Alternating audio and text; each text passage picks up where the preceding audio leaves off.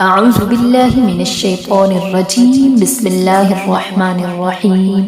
السلام علیکم ورحمۃ اللہ وبرکاتہ۔ امید کرتی ہوں آپ سب ایمان اور صحت کی بہترین حالت میں ہوں گے۔ رب تعالی سے دعا بھی ہے کہ اللہ آپ کو ایمان اور صحت کی بہترین حالت میں رکھے۔ اللہ رب العزت آپ کی رمضان المبارک میں جو عبادات کی ہیں، جو ذکر و اذکار کی ہیں، اللہ اپنی بارگاہ میں قبول و منظور فرمائے۔ ہماری ہر جائز حاجات کو اپنی بارگاہ میں قبول و منظور فرمائے، آمین ثم آمین۔ جیسا کہ آپ کو معلوم ہے کہ رمضان المبارک کے 2 عشرے اللہ رب العزت کے حکم سے مکمل ہو گئے۔ تیسرا عشرہ شروع ہے۔ تیسرا عشرہ جو کہ جہنم سے خلاصی کا ہے۔ اس عشرے میں 5 راتیں ایسی ہیں جن 5 راتوں میں لیلۃ القدر کو تلاش کیا جائے، اور ان 5 راتوں میں ان 2 دعاؤں کا اہتمام بھی کیا جائے۔ پہلی دعا ہے اللہم اجرنا من النار، اے اللہ ہمیں جہنم کی آگ سے بچا۔ اللہم انک عفو تحب العفو فاعف عنا، اے اللہ بے شک تو معافی کو پسند کرتا ہے تو ہمارے گناہوں کو معاف فرما۔ ان 5 راتوں میں ایک رات لیلۃ القدر ہے جو کہ 1000 مہینوں سے بہتر ایک رات ہے، جس کی فضیلت پر قرآن مجید میں پوری سورہ مبارکہ نازل ہوئی ہے۔ لیلۃ القدر، لیل کہتے ہیں رات کو، اور قدر کے معنی ہیں قوت، تقدیر الہی، عظمت اور شرف والی رات۔ شب قدر ایسی رات ہے جس میں اللہ تقدیروں کے فیصلے لکھتا ہے اور ان فیصلوں کو اپنے فرشتوں کے سپرد کر دیتا ہے تاکہ وہ انہیں اللہ کے حکم سے نافذ کریں، اور اس معاملے میں ہمارے رب کو عاجز کرنے والا کوئی نہیں ہے۔ وہ اپنی قوت سے حکمت بھرے فیصلے فرماتا ہے۔ یہ بڑی عظمت اور شرف والی رات ہے کیونکہ یہ وہ رات ہے جس میں ہمارے لیے قرآن نازل کیا گیا، ہماری ہدایت والا قرآن نازل کیا گیا، ہمارے ہر سوال کا جواب رکھنے والا یہی قرآن مجید ہے۔ یہ وہ رات ہے جو 1000 مہینوں سے افضل ہے۔ کتنی افضل؟ 2 گنا، 4 گنا، 1000 گنا۔ عربوں میں 1000 کا لفظ ایسے مواقع پر کسی مقرر عدد کے لیے نہیں بولا جاتا، بلکہ یہ تو غیر معمولی کثرت کی طرف اشارے کے لیے بولا جاتا ہے، یعنی بے حد اور بے حساب افضل ہونا۔ یعنی اس رات کیے جانے والے ایک نیک عمل کا جو ثواب ہمارے عادات کے پیمانوں سے باہر ہے۔ یہ وہ رات ہے جس میں مغفرت مانگنے والے اور عبادت کرنے والے کے سارے سابقہ گناہ معاف کر دیے جاتے ہیں۔ تو آئیے ہم جانتے ہیں لیلۃ القدر کی فضیلت۔ حضرت ابو ہریرہ رضی اللہ تعالی عنہ سے روایت ہے کہ نبی کریم صلی اللہ علیہ وسلم نے ارشاد فرمایا، جس نے حالت ایمان اور اپنا احتساب کرتے ہوئے، یعنی احتساب کہتے ہیں اجر و ثواب کی امید رکھتے ہوئے، شب قدر میں قیام کیا تو اس کے سابقہ گناہ معاف کر دیے جاتے ہیں۔ سبحان اللہ۔ حضرت عبادہ بن صامت رضی اللہ تعالی عنہ سے روایت ہے کہ رسول اللہ صلی اللہ علیہ وسلم نے فرمایا، جس نے اس کی تلاش کے لیے قیام کیا پھر اسے نصیب ہو گئی تو اس کے اگلے پچھلے گناہ معاف کر دیے جائیں گے۔ اسی طرح حضرت ابو ہریرہ رضی اللہ تعالی عنہ سے مروی ہے کہ آقا دو جہاں صلی اللہ علیہ وسلم نے رمضان المبارک کا ذکر اور اس کی فضیلت بیان کرتے ہوئے فرمایا، اس میں ایک ایسی رات ہے جو 1000 ماہ سے افضل ہے، جو اس کی خیر سے محروم رہا وہ محروم کر دیا گیا۔ حضرت سلمان فارسی رضی اللہ تعالی عنہ سے منقول خطبہ حبیب خدا صلی اللہ علیہ وسلم میں بھی یہ کلمات ہیں کہ رمضان المبارک میں ایک ایسی رات ہے جو 1000 مہینوں سے افضل اور بہتر ہے۔ اس میں ایک رات ہے جو 1000 ماہ سے بڑھ کر ہے، وہ ہے لیلۃ القدر۔ حضرت انس رضی اللہ تعالی عنہ سے روایت ہے کہ رسول اللہ صلی اللہ علیہ وسلم نے فرمایا شب قدر میں حضرت جبرائیل علیہ السلام جماعت ملائکہ کے ساتھ زمین پر آتے ہیں اور ہر ذکر الہی کرنے والے کے لیے دعا کرتے ہیں، خواہ وہ حالت قیام میں ہو یا حالت قعود میں ہو، یعنی چاہے وہ بیٹھا ہو چاہے وہ کھڑا ہو، یعنی جس حالت میں بھی وہ جو بھی عبادت کر رہا ہوتا ہے تو اس کے لیے دعا کرتے ہیں۔ تو شب قدر کی علامات احادیث کی روشنی میں کیا ہے؟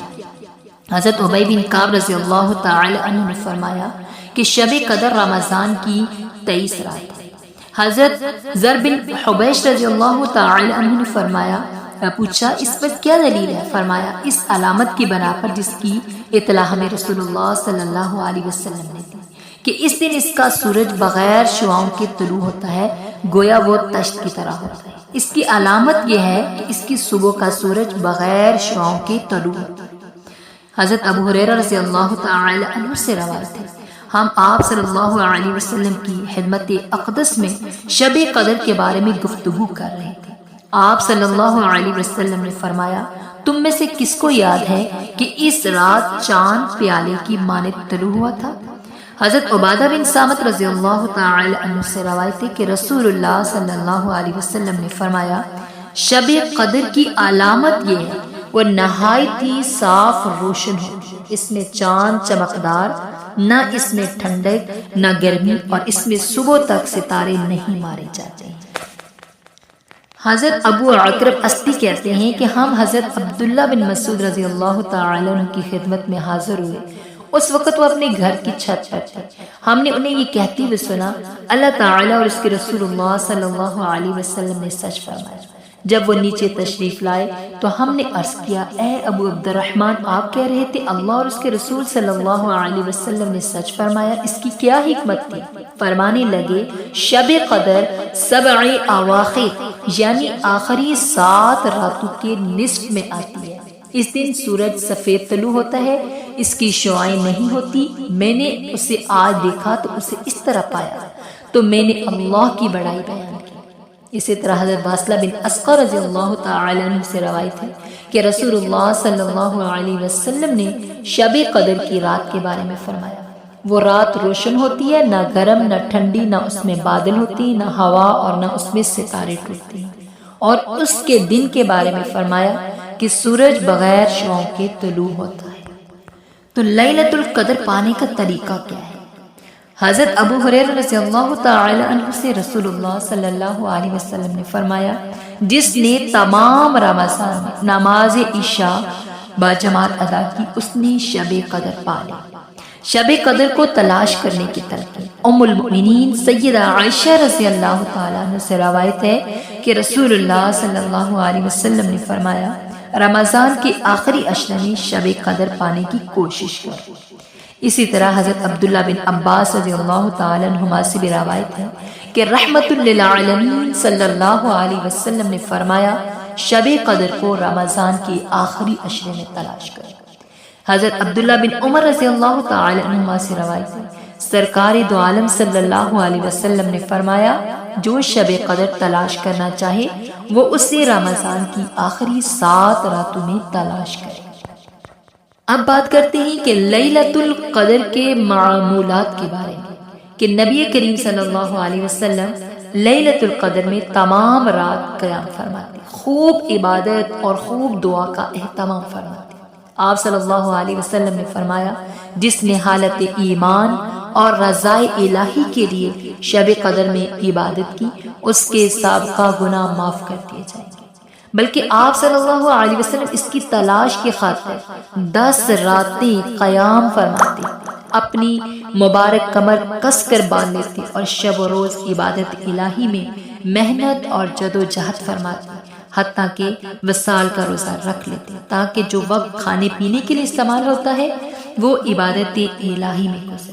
اسی طرح حضرت علی کرم اللہ وجہہ سے مروی ہے نبی اکرم صلی اللہ علیہ وسلم رمضان کے آخری عشرے میں اپنے گھر والوں کو بیدار فرماتے۔ ام المؤمنین سیدہ عائشہ رضی اللہ تعالی عنہما سے روایت ہے میں نے رحمت للعالمین صلی اللہ علیہ وسلم کی خدمت اقدس میں عرض کیا، یا رسول اللہ آپ اس بارے میں کیا فرماتے ہیں؟ اگر میں لیلۃ القدر پالوں تو اس میں کیا پڑھوں؟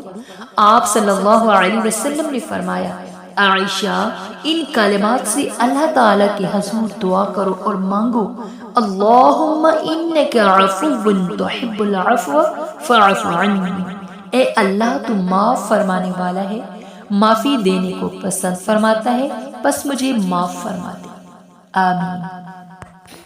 ابو داود اور ترمذی میں حضرت ابو ذر غفاری رضی اللہ تعالی عنہ سے مروی ہے کہ ہم نے حضور صلی اللہ علیہ وسلم کے ساتھ رمضان کے روزے رکھے، آپ صلی اللہ علیہ وسلم نے ہمارے ساتھ قیام نہ فرمایا حتیٰ کہ جب 7 راتیں باقی رہ گئی تو آپ صلی اللہ علیہ وسلم نے ہمارے ساتھ قیام فرمایا۔ 23ویں رات کا 1/3 حصہ 24 کو قیام فرمایا، 25ویں کو نصف رات تک قیام فرمایا۔ ہم نے عرض کی، یا رسول اللہ بقیہ حصہ بھی قیام فرمائے؟ تو آپ صلی اللہ علیہ وسلم نے فرمایا، آدمی جب امام کے ساتھ کچھ رات نماز ادا کرتا ہے تو اس کی بقیہ رات کی عبادت میں شمار ہو جاتی ہے۔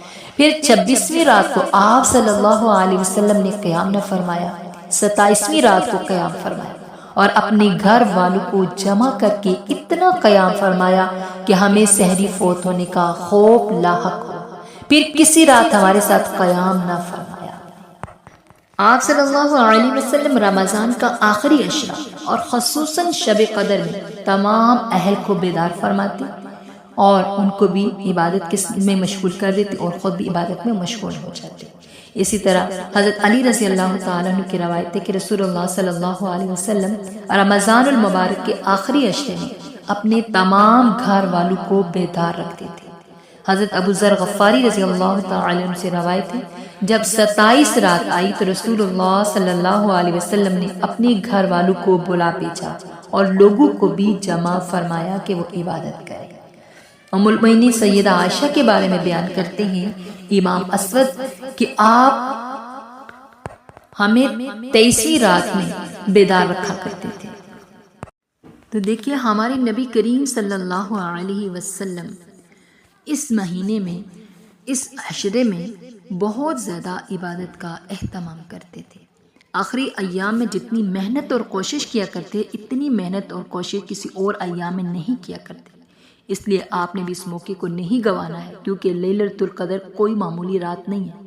اس رات کی فضیلت کا اندازہ آپ اس بات سے بھی لگا سکتے ہیں کہ قرآن میں اللہ تعالیٰ نے اس رات پر اکیلی علیحدہ سے باقاعدہ ایک مکمل سورت نازل فرمائی ہے، جیسے ہم سب سورۃ القدر کے نام سے جانتے ہیں۔ اتنی اہمیت دی ہے اللہ تعالیٰ نے اس رات کو، اور یہ بات ہمارے لیے دلیل ہے کہ یہ رات بہت خاص ہے۔